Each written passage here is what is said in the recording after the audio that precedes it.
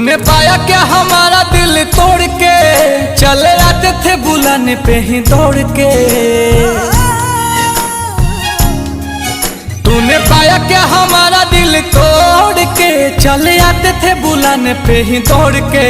चले आते थे बुलाने पे ही दौड़ के। फिर गए मुँह हमसे क्यों मोड़ के, गए मुँह हमसे क्यों मोड़ के। गए आखिरी निशानी जो तू छोड़ के।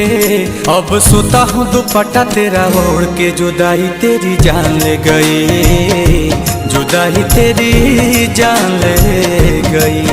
तुझे देखता हूँ साथ किसी और के, देखता हूँ साथ किसी और के।